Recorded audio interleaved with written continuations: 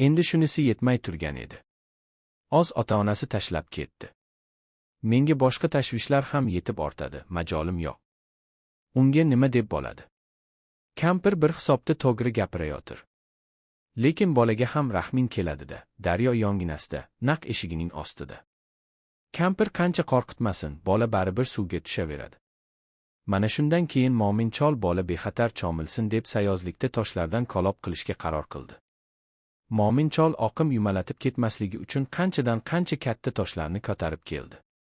Ularni qorniga qo'yib tashidi. Toshlar orasidan suvning bemalol otib turishini hisobga olgan holda ularni suvning ichida tik turib, shunday taxlab terdiki, suv haqiqatan ham bemalol oqadigan bo'ldi. Siyrak soqolli qotma chol hol ishtonlari badaniga yopishgan holda kun bo'yi shu to'siq bilan ovora bo'ldi. Kechqurun esa yo'taldi, belini ololmay qoldi. Nima bo'lmasin, sayozlikda ajoyib kalob paydo bo'ldi. Endi bola hech qo'rqmasdan cho'milardi.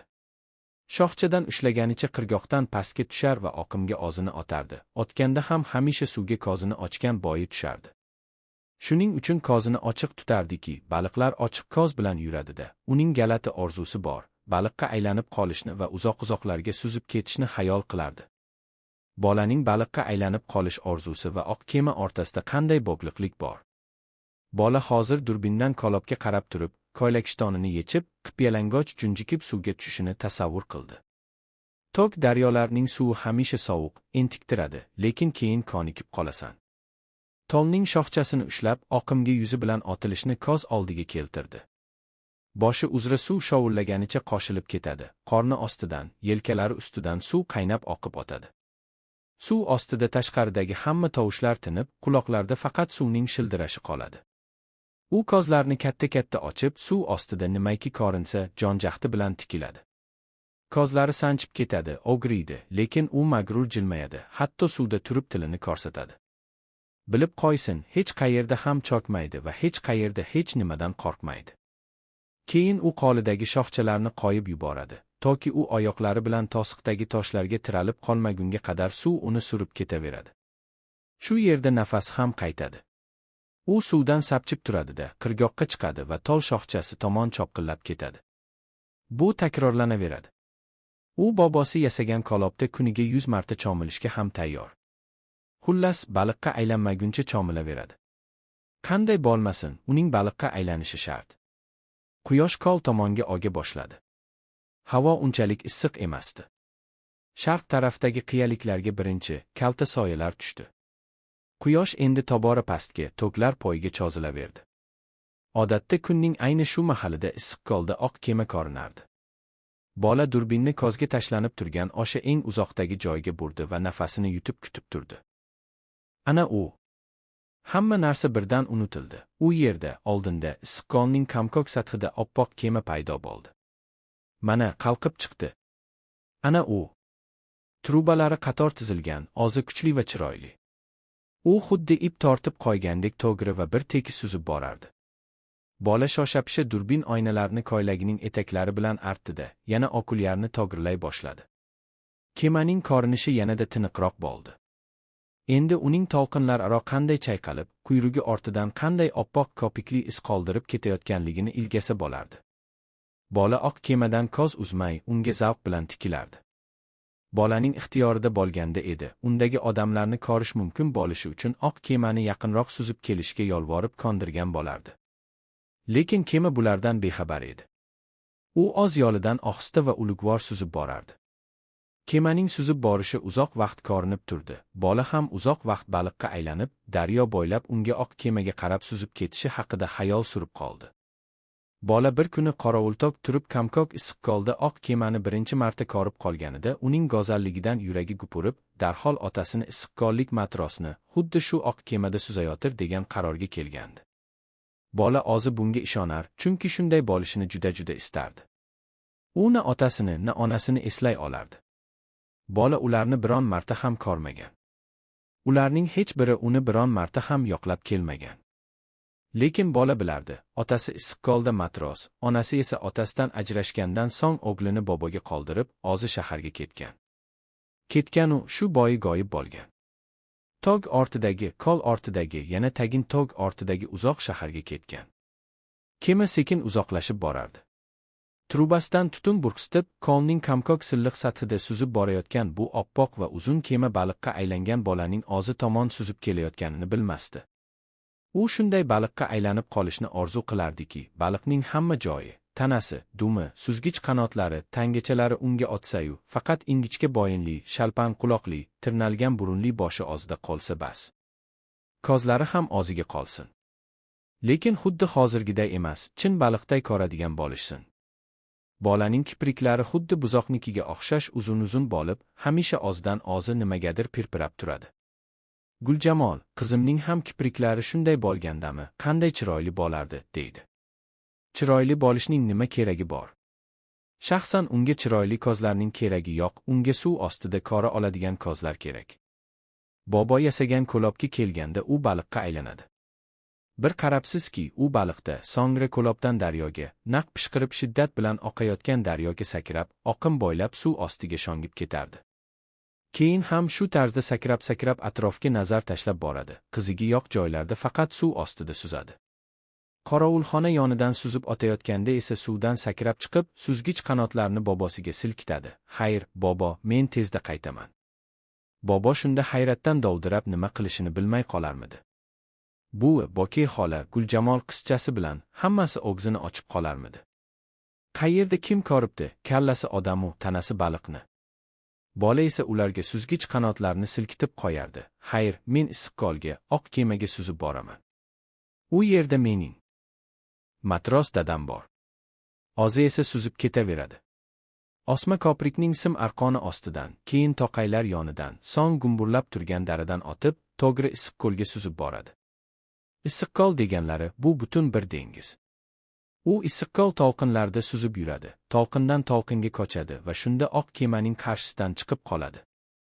"Salom, oq kema, bu menman." deydi u durbindan har doim senga qaragan menman. Kemadagi odamlar hayratdan yoqa ushlab mo'jizani ko'rgani yugurishadi. Shunda u o'zining matros otasiga so'z qotadi. "Salom, dada, men sizning o'g'lingizman. Men sizning oldingizga suzib keldim. Sen qanaqa o'g'ilsan? Sen yarim baliq, yarim odamsan-ku. Siz meni o'z oldingizga, kemaga chiqarib oling, shunda sizning o'g'lingiz bo'lib qolaman." Voy, tavba, qani, ko'raylikchi. Otasi tor tashlab uni suvdan palubaga tortib oladi. Shunda u o'z asliga qaytadi. Keyin oq paroxod o'z yo'lida suzib ketaveradi. Bola otasiga hamma narsa haqida, butun hayoti davomida nimaiki bilgan bo'lsa, hikoya qilib beradi. O'zi yashab turgan tog'lar haqida, o'sha xarsangtoshlar haqida, daryo va noyob o'rmon haqida, baliqday ko'zi ochiq suzishni o'rgangan yeri, bobosining kolobi haqida so'zlaydi. Oq kema uzoqlashib ketdi. Uning trubasini durbinda ham ko'rish mumkin bo'lmay qoldi. Hademay u ko'zdan yo'qoladi. Endi bolaga otasining kemada suzishi haqidagi o'ylariga nuqta qo'yish payti keldi. Hammasi yaxshi boshlangan edi, mana oxiri uncha xush kelmadi. Oq kema ko'zga elaselas ilashuvchi bir nuqtaga aylanib, tobora uzoqlashib boradi. Quyosh suvga bosh qo'ydi. Ko'l yuzasidagi ko'zni qamashtiruvchi olovli binafsharang yog'du durbindan ko'rinib turadi. Kema ko'zdan g'oyib bo'ldi. Shunday qilib, oq kema haqidagi ertak ham tugadi. Bobosi bolaga qirgizlar uchun muqaddas hisoblangan shohdor ona bugu haqidagi ertakni aytib beradi. Bolaning qalbida pokiza, oliyjanob va mehribon buguga nisbatan cheksiz muhabbat paydo bo'ladi.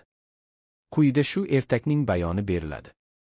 Bu juda qadimda bo'lib o'tgan. Bir qirgiz qabilasi ulkan va muzday daryo bo'yida yashardi. U bu yerlardan uzoqda, Sibirdan boshlanadi. U yerlarga otda 3 yil 3 oyda yetib borish mumkin. Bu daryoni hozir Yenisey deyishadi, ilgarilari Enasoy deb yuritishgan. U haqda shunday qo'shiq ham toqishgan. Sendan ulkan daryo bormi, Enasoy? Senday aziz tuproq bormi, Enasoy? Sendan chuqur dard ham bormi, Enasoy? Sendan ozod quchoq bormi, Enasoy? Sendan ulkan daryo yo'qdir, Enasoy, sendan aziz tuproq yo'qdir, Enasoy, sendan chuqur dard ham yo'qdir, Enasoy, sendan ozod quchoq yo'qdir, Enasoy.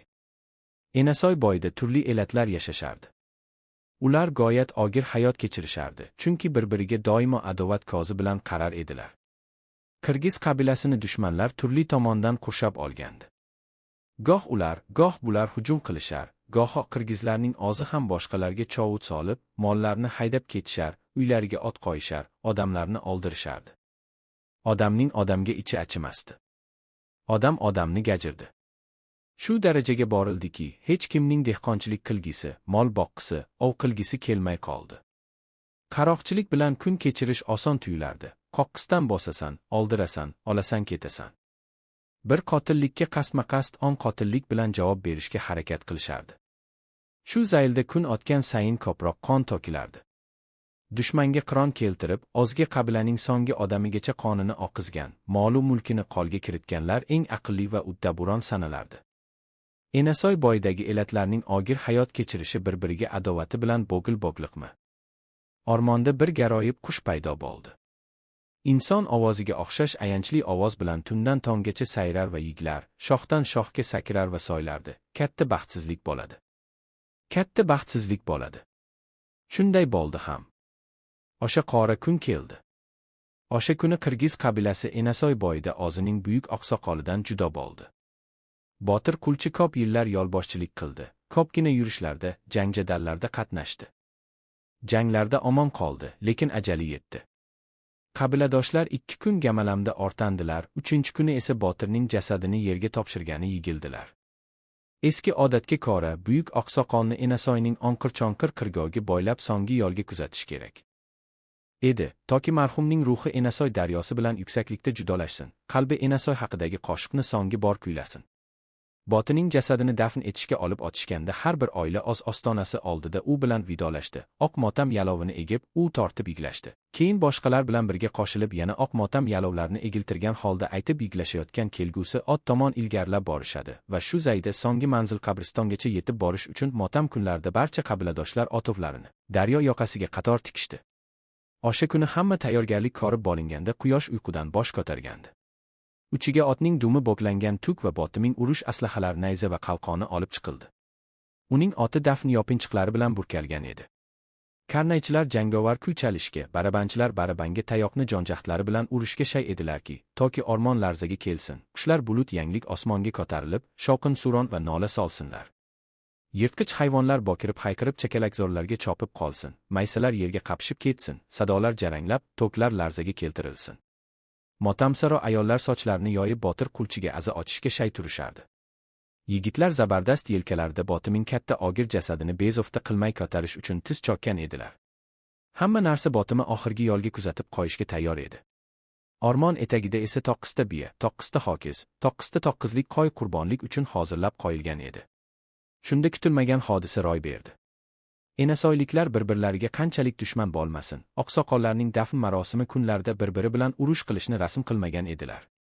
Mana hozir esa bir to'da dushman gamanduxga botgan qirg'oqdagilarni tong chogi tor tomondan sezdirmay orab kelib, pistirmalardan barobariga otilib chiqib, hamlaga otdilarki, oqibatda hech kim otga ham minolmadi, qoliga qurol ham ololmadi. Shu tariqa ko'z ko'rmagan qirgin boshlandi.